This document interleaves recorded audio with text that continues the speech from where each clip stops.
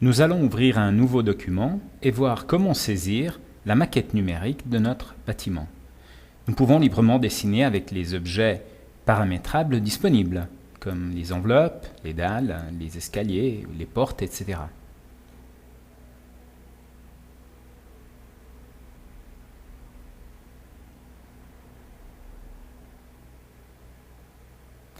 On peut dessiner en partant d'un dessin, DWG ou DXF, à utiliser comme référence et produire automatiquement la majeure partie de la maquette. Ou on peut aussi utiliser la grille magnétique pour créer la grille de référence qui nous aidera à saisir les plans du bâtiment.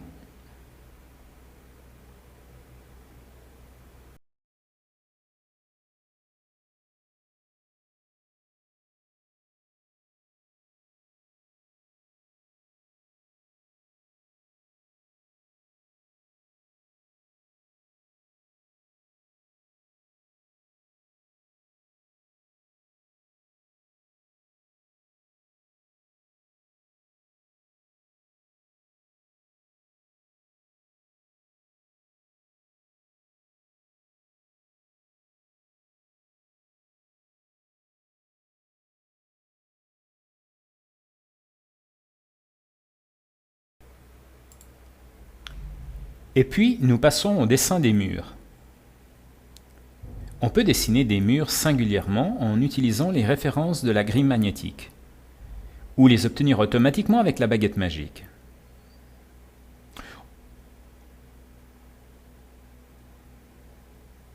On peut donc modifier les enveloppes saisies en les allongeant, les adaptant ou les effaçant.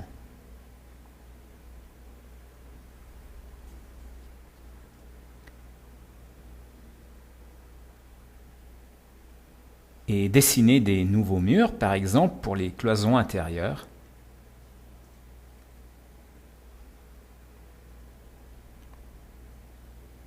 Durant la saisie de la maquette, nous sommes assistés par des fonctionnalités rapides pour établir les distances depuis des points préfixés. Des alignements,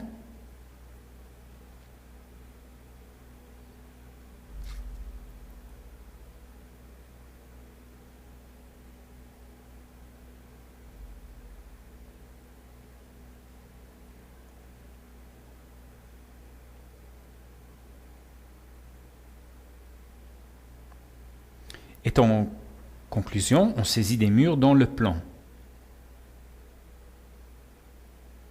Et on va voir donc le résultat de ce qui a été réalisé dans le 3D.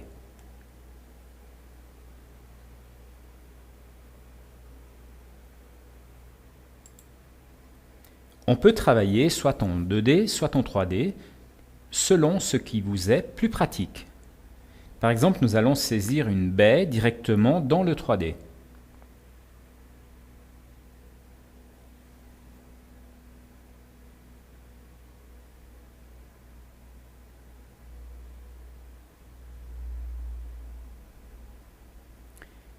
Très simplement, nous pouvons saisir les propriétés et la géométrie des objets aussi après leur saisie. Dans ce cas pratique, nous modifions la géométrie du vide et allons à insérer une chambranle en bois.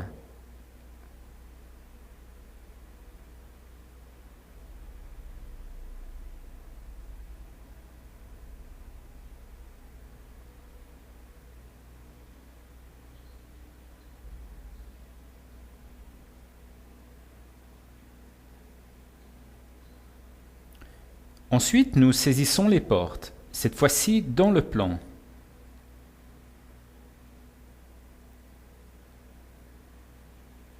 En sélectionnant l'entité porte et comme pour chaque élément d'édifice, nous choisissons le modèle depuis le catalogue.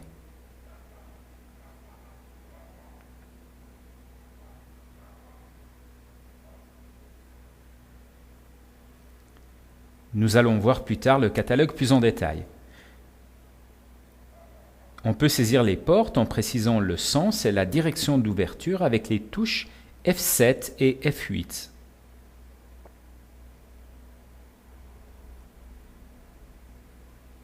Nous saisissons pour terminer d'autres types de portes. Celle-ci par exemple.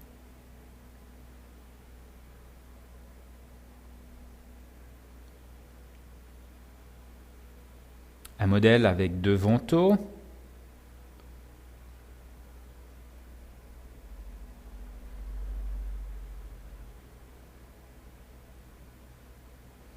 Et une porte d'entrée.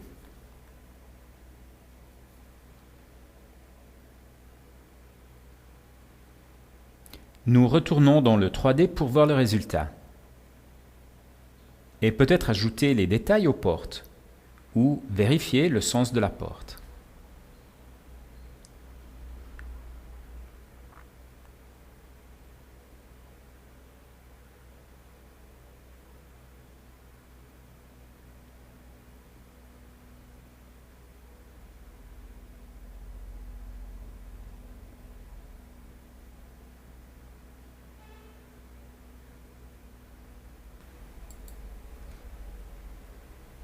Jusqu'à présent, nous avons dessiné des murs et des portes.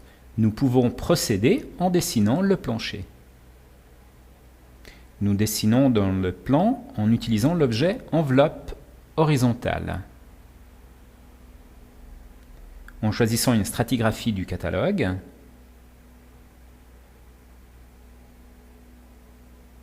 et en utilisant les accrochages pour dessiner de manière très précise.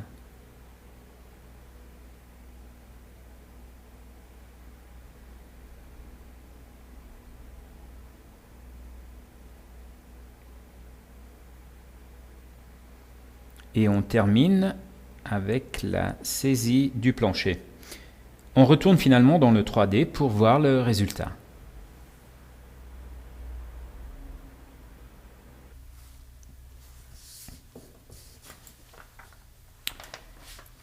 On va voir maintenant comment dessiner un escalier. Pour les escaliers et pour les toits, qui sont des éléments architecturaux généralement plus complexes, on dispose d'un éditeur dédié. À l'intérieur de l'éditeur, on modélise l'escalier en utilisant des éléments qui le composent, comme la rampe, qui peut être de différents types, et les paliers.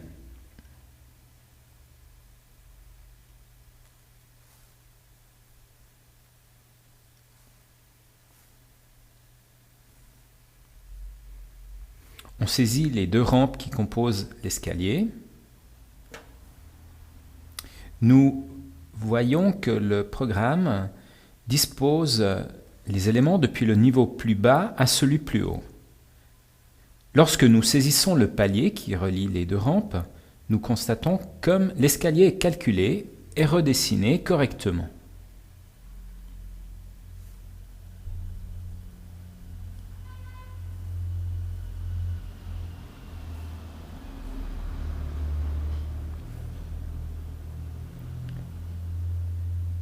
Maintenant, on procède avec la saisie d'un autre palier.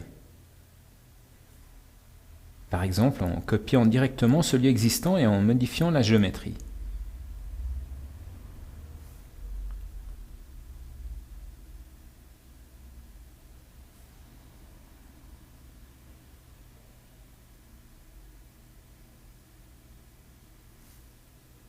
Finaliser la modélisation. Ici, nous voyons le résultat en 3D.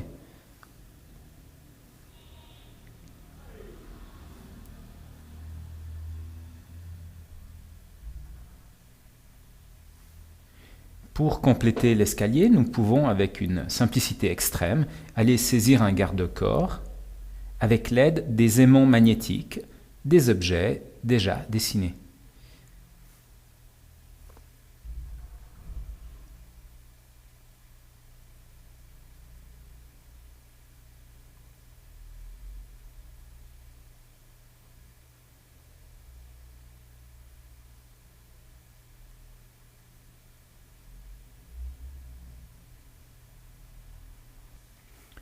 On continue avec la saisie des fenêtres, cette fois en travaillant dans le 3D.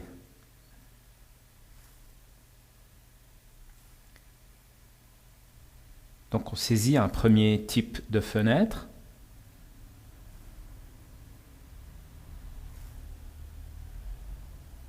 Puis dans le catalogue, on choisit un modèle différent.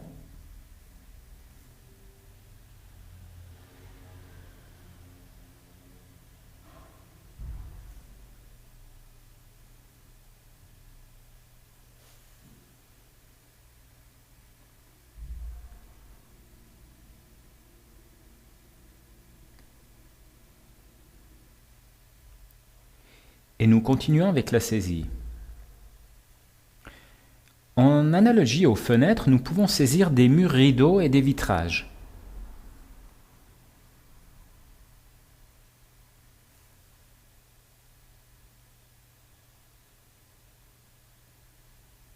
En choisissant un premier modèle pour le vide de l'escalier,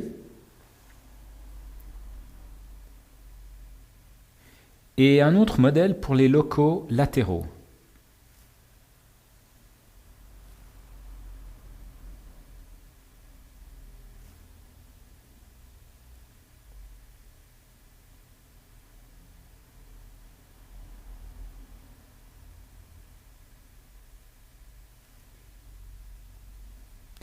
Nous pouvons maintenant aller voir le résultat dans le 3D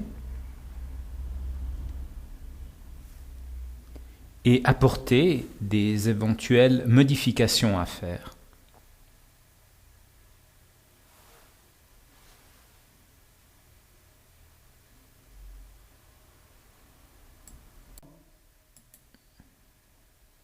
Nous avons saisi jusqu'à présent certains des éléments principaux pour nos dessins. Et maintenant, nous allons voir rapidement comment appliquer les matériaux à ces éléments dessinés. Aussi pour les matériaux, nous allons les voir plus en détail ensuite. Parfait. Pour saisir un matériau, il faut sélectionner la commande, choisir le matériau du catalogue et l'appliquer à l'entité. Et donc, on applique un vernissage rouge sur les parois de l'escalier. Mais nous avons aussi d'autres possibilités. Nous pouvons saisir un matériau depuis un objet pour l'appliquer à un autre. En utilisant l'outil pipette compte-gouttes, comme par exemple le matériau de ces fenêtres.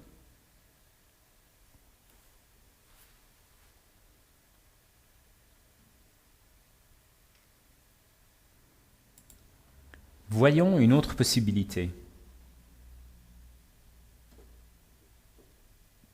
Nous pouvons non seulement copier les matériaux d'un objet à un autre, mais aussi un objet entier avec toutes ses caractéristiques, soit qu'il soit présent dans le fichier sur lequel nous sommes en train de travailler,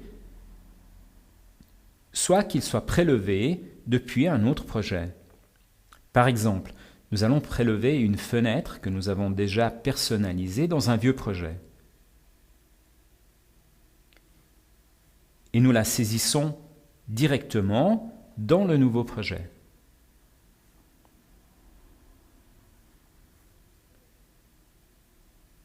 Très bien. On ferme le vieux projet et on peut continuer.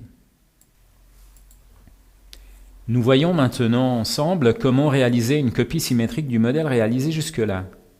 Par exemple, pour terminer notre plan type. Et nous procédons avec de simples opérations de copier et coller. Nous utilisons enfin la poignée 2D pour produire une copie symétrique.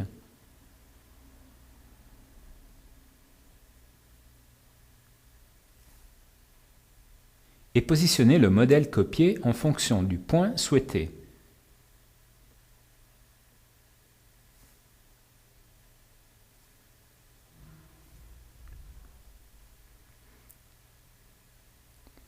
Et nous avons obtenu le plan type du rez-de-chaussée. Nous voyons maintenant comment créer les niveaux supérieurs. Nous nous déplaçons donc dans le système de référence altimétrique pour créer et gérer les niveaux de notre projet. Nous créons les niveaux nécessaires, saisissons les côtes et les hauteurs, relatives ou absolues.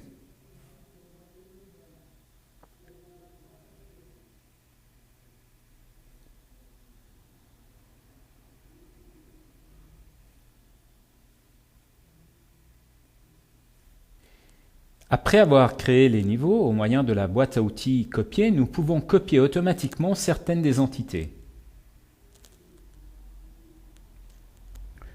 ou toutes les entités dans les niveaux juste créés. Nous obtenons de cette façon une copie du plan type sur tous les niveaux. Comme anticipé, cette opération peut être effectuée aussi pour des éléments singuliers.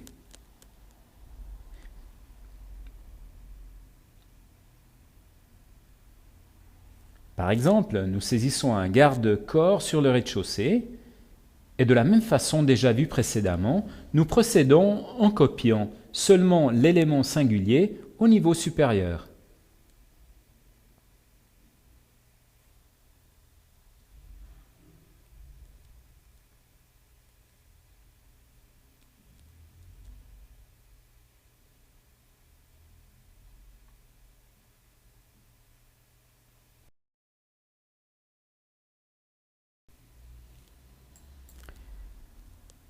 Joint à ce point, en activant le moteur pour le calcul des ombres, nous pouvons réaliser une étude des ombres.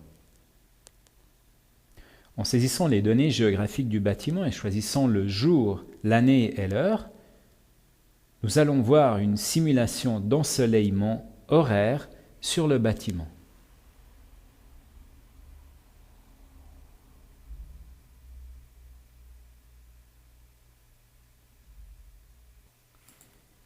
Nous pouvons considérer terminée une première phase de modélisation.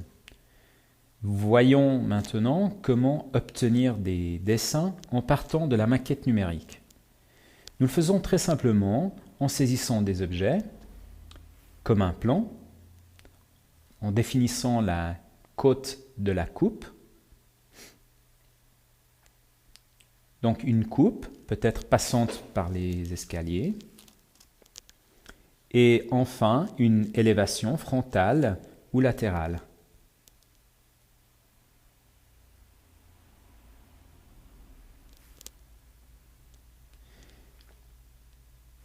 Automatiquement, nous obtenons la génération de dessins que nous pouvons ouvrir depuis le navigateur du projet. Ouvrons le plan.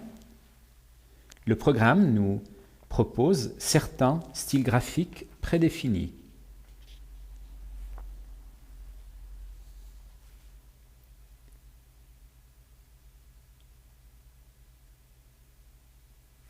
Par exemple, un style très minimal en noir et blanc.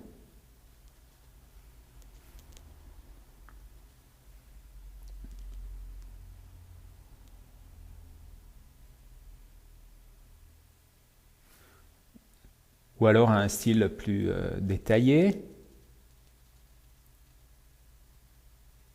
Il y a disponible des styles à couleurs avec des hachures ou schématiques. Clairement, tous ces styles sont modifiables et on peut en créer de nouveaux pour avoir un style personnalisé.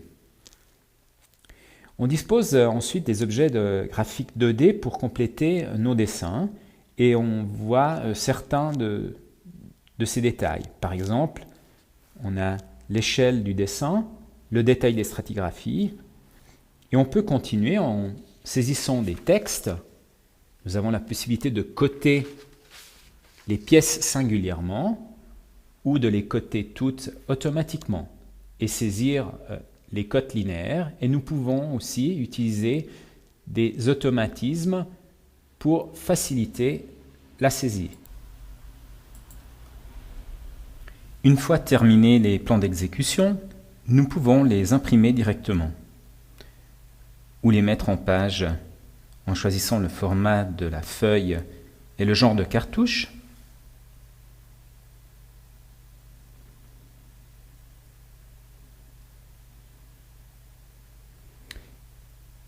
Et après avoir arrangé notre feuille, il y a tout simplement besoin de glisser depuis le navigateur les dessins ou les vues que nous voulons imprimer.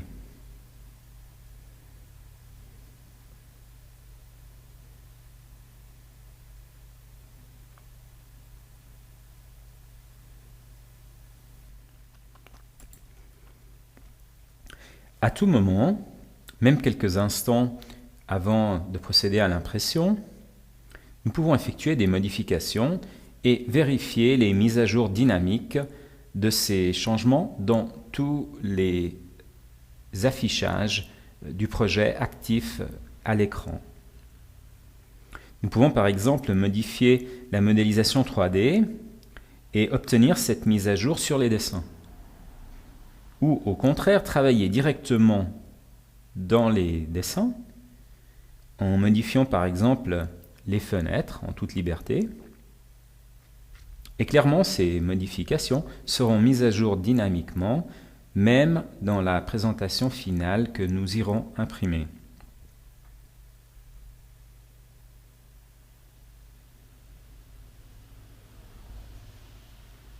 Et pour terminer, nous allons fermer ce projet pour en ouvrir un autre et voir d'autres fonctionnalités.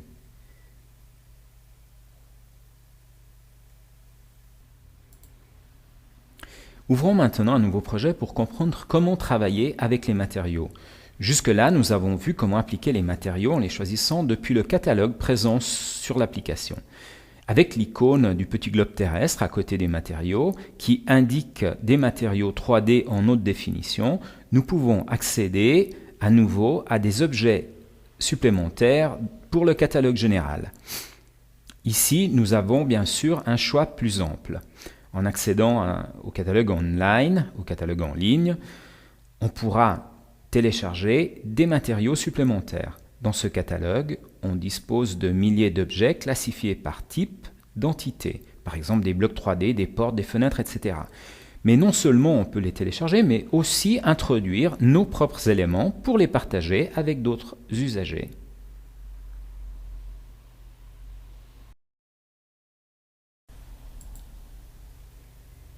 Et nous pouvons retourner donc à notre maquette numérique. Ici, nous avons téléchargé une série de matériaux 3D en haute définition pour les avoir à disposition. Alors, regardons les caractéristiques que ces matériaux présentent en activant la vue réaliste.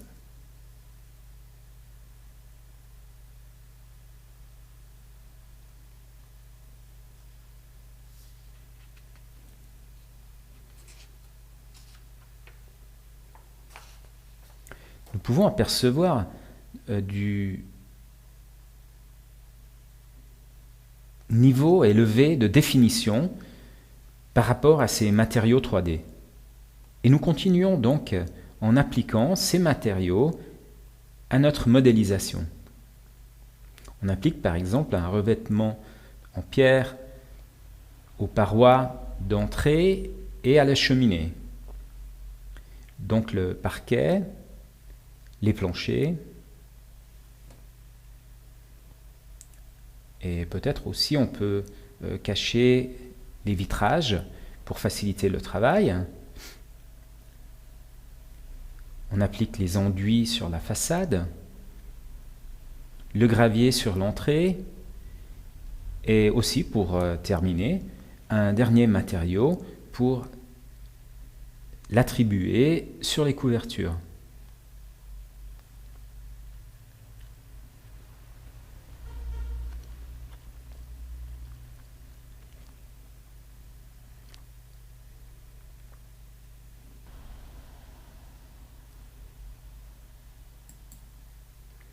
Voyons maintenant rapidement de quelle façon nous pourrons arranger un terrassement extérieur. Tout d'abord, nous allons accéder à l'environnement du terrain et effacer le terrain existant pour en dessiner un nouveau.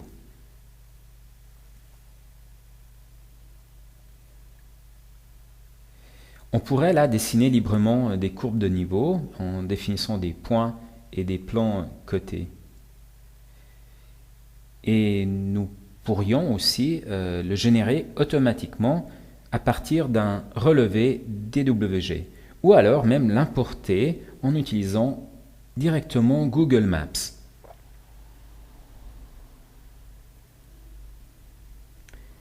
Grâce à cette intégration avec Google Maps, il sera nécessaire tout simplement de définir une aire d'intérêt, une surface d'intérêt, pour générer automatiquement le terrain et importer toutes les informations topographiques, comme par exemple les courbes de niveau.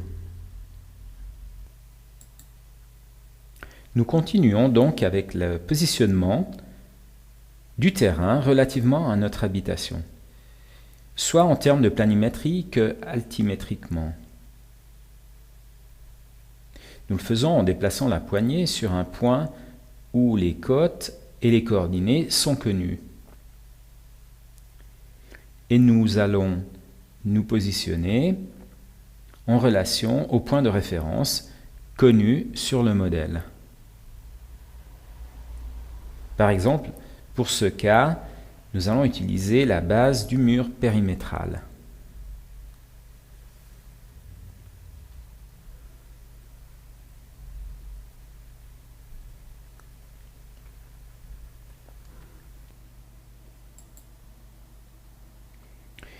Et nous pouvons donc procéder avec la modélisation du terrain avec des fonctionnalités spécifiques. Nous pouvons réaliser par exemple une excavation.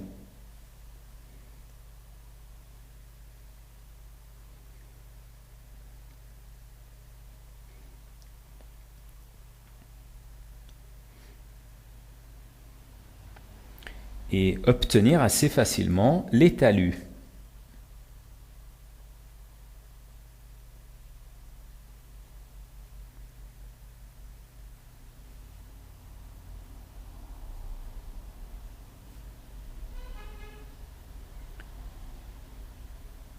Aussi pour l'excavation, nous spécifions la cote, par exemple utilisant la modélisation comme référence. Et on continue en saisissant un parterre.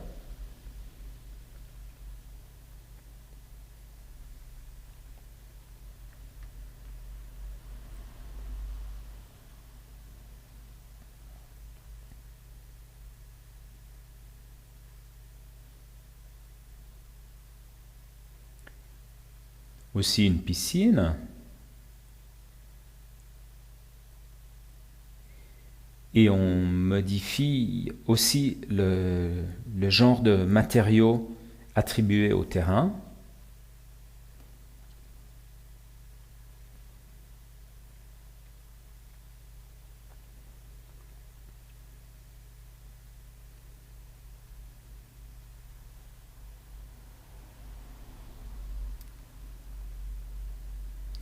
Pour terminer, nous saisissons de la végétation.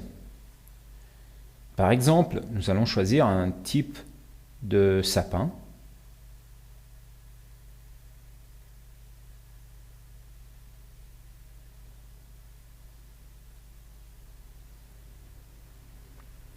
Et de tilleuls sur les côtés.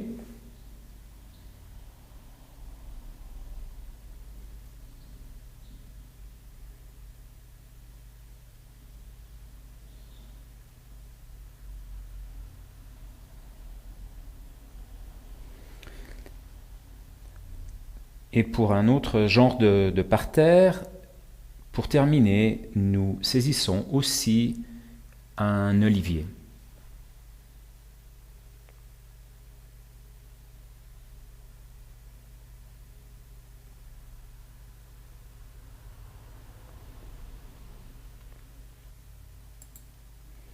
Après avoir saisi les matériaux et réalisé un petit aménagement extérieur, allons voir le résultat partiel obtenu directement dans le RTBIM. Mais en effet, ici, pour donner une idée plus précise des potentialités du rendu en temps réel, nous allons fermer ce fichier et nous en ouvrons un autre qui est plus avancé au niveau de détail. Ouvrons le projet et accédons au rendu temps réel.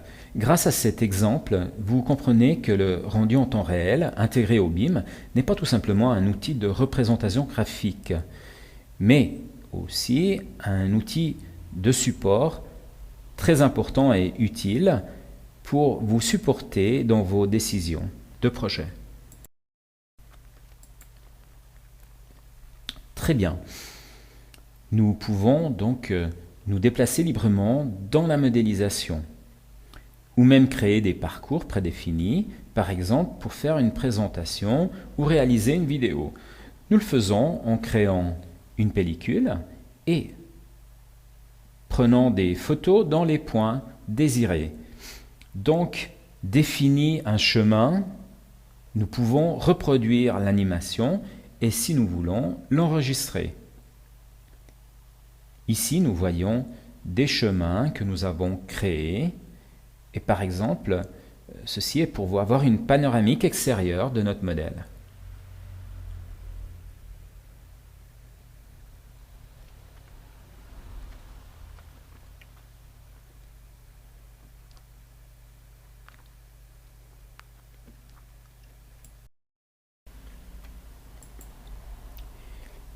Et donc, nous pouvons commencer à voir quelques fonctionnalités de rendu en temps réel pour rendre tout, bien sûr, plus réaliste. Nous pouvons remarquer l'eau et les plantes qui se bougent. Voyons aussi que ce bon bout est flou. Nous avons l'effet de profondité de champ pour régler la mise au point, comme il arrive dans la normale technique photo. Nous pouvons étudier les ombres durant l'arc de la journée et aussi nous pouvons étudier l'ombrage qui est projeté par les arbres sur la piscine ou dans le jardin. Et passons maintenant à l'intérieur. Vous pouvez apprécier ici la qualité des matériaux ou voir l'effet contre-lumière. La réflexion des nuages aussi sur le vitrage d'entrée. Et nous retournons à l'intérieur de notre habitation et nous voyons que nous pouvons étudier par exemple les lumières naturelles que nous avons dans le living durant le jour.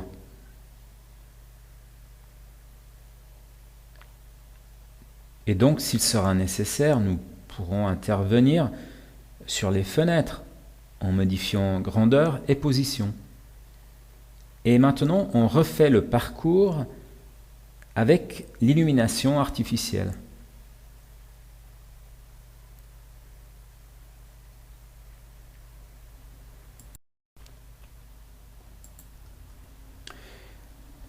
Regardons maintenant une dernière pellicule que nous allons réaliser à l'extérieur.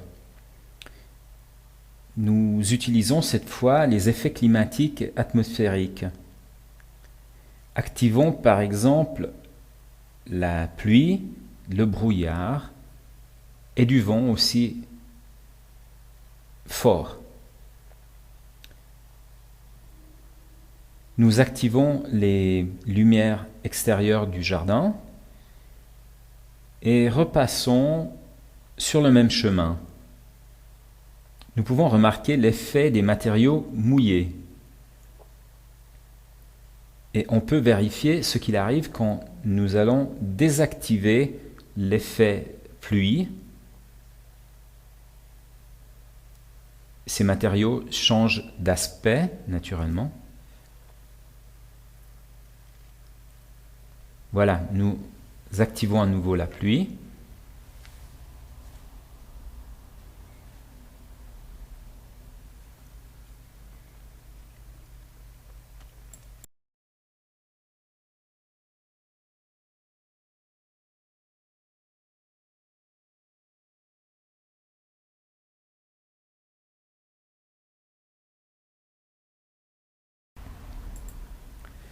Nous avons précédemment surligné l'importance de disposer d'un rendu temps réel intégré dans la modélisation. Et bien maintenant, faisons un exemple pour voir et comprendre ces capacités. Nous pouvons à tout moment réaliser des changements, des modifications dans la modélisation et voir le résultat en temps réel dans le rendu. Par exemple, déplaçons un objet ou alors modifions la façade en modifiant ou éliminant une fenêtre.